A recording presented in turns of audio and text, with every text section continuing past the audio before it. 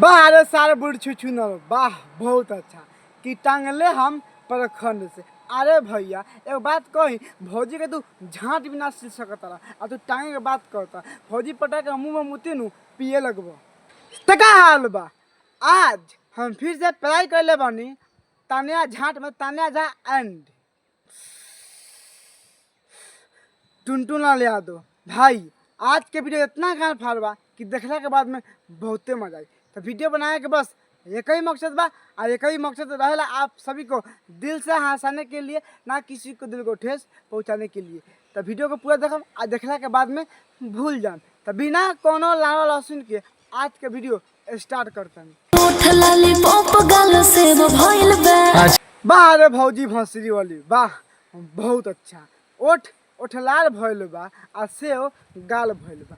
देखा तारा भाई लोगन कैसन बात करती है। अरे भौजी ऐसे मत कह, इतना चढ़ा बढ़ा के बोलू नु तो कोनो आई या पटक के झाट छील दी कि मुते लगबू। अच्छा हमारा पर ढेर लोग के ढेर भइल बा।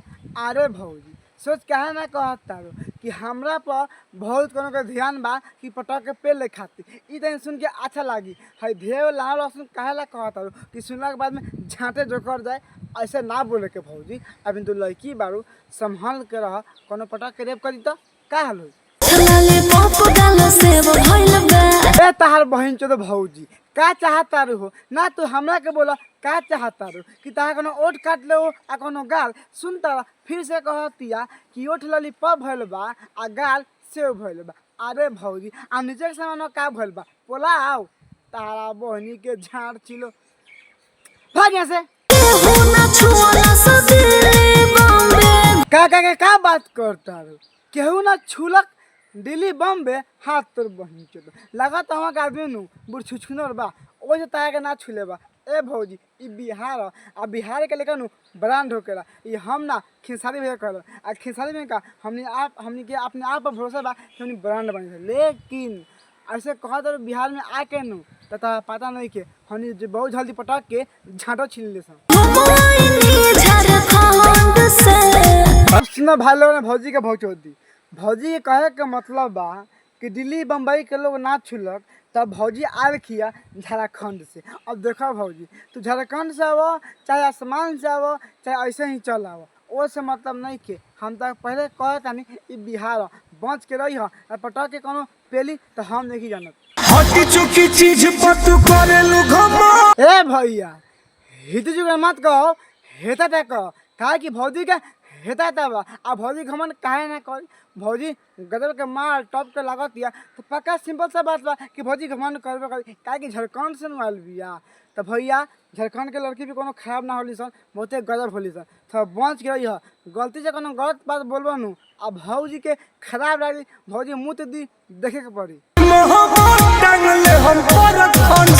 भौजी के झाड़ ना छिड़ब सार तनाई सुनता रह कि जारी बड़ा मंड टांगले हम प्रखंड से।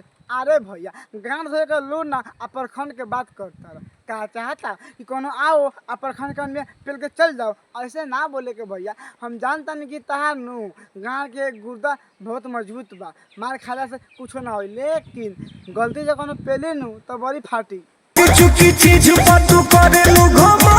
ए भैया वो भौजी के चम्मा समान बा हितबू रहे चाहे हेता रहे चाहे हेता बरक रहे वो से हमनी के तारा कोनो दिक्कत नहीं के। ऐसे कि भौजी के सामान बा कोनो से दबावे चाहे कोनो के देख के मरवा ले वो से कोनो दिक्कत नहीं के। लेकिन तू कहता नु कि हित चुक के चीज पर कैलू घमंड ई तहा बात सुनला के बाद मन तो कहता पटक के पहले 15 हाली आ कहीं पहले ही नहीं की। कैमरा मन भैया क्या चाहता रे ना हमरा के साफ से बताओ भैया जी क्या चाहता कूद के पेल दी का सुनता रे फिर से बदे कहता कि टांग ले हम प्रखंड से। अरे भैया पर जाए गांव से क्या हो तो टंगी हो सारता नहीं भाग से। तो खेली गुची गुची अच्छा रही कुंवर तो खेली गुची गुची। अरे भौजी सोच कहा ना कहता कि पेला पेली कहता नहीं मजा ही सुन के तो लाल कहता कि गुच्चा गुच्चा खेली तारा बहनी के झाड़ छिल। तू आगे बोला इतना पढ़ाई करमू कि तो हग के पड़ी। चितपट वाला खेला में बरूची। ओहो सुनता रहा कि चिटपट खेला वाला में भौजी के बहुते रुचि बा। आ तोर बहन चोद वैसे कहे निकाय भौजी इतना पिलवा के शौक लागे लिया।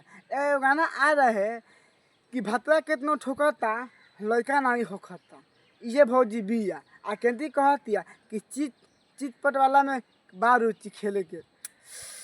आ ना पेल दी हक दी हो यारवा के दे हम तो पुन कमाई। तो तारा बहनी के गाड़ी में गधा के कमांडो पेलो, वाह बहुत अच्छा। सुन तारा कि यारवा के दे हम तो पुन कमाम। ए तार बहन चो दो भौजी तू साफ साफ बताओ, जब तू यार के देबू तो पुन कमेबू आ जब भतार के देबू तो का होई? तो आगे खोल के बताओ, तब ताके पटा के फिल्म कम आ चटम ज्यादा। भतरा के दे हम तो पाप हो। ए तारा बहनी के गाड़ी में सुकले कंडम पेलो, वाह बहुत अच्छा। कि यारवा के दे हम तो पुण्य कमाम आ भतरा के दे हम तो पाप हो। देखा भाई लोगन, अगर हम वीडियो में गाली तनी तो नहीं कहबा हम खराब है। देखो हम खराब नहीं की, ये गाना सुनला के बाद में केहू के झाँझ झोंकर जाए। एगो गाना आल बा कि मारवा दे दा प्रभु ठोके खातिर हो, एक तो इतना प्यार कहूँ कि सारे गाँव को खून निकली। तो कोनो बात ना, वीडियो अच्छा लगे तो लाइक करिए, शेयर करिए। अगर हमारे बात के सीरियस ले लो तो भूल जाइए, दिल दिमाग मत लिया। फिर से मिलते हैं नेक्स्ट वीडियो में, जब तक के लिए जय हिंद जय भारत।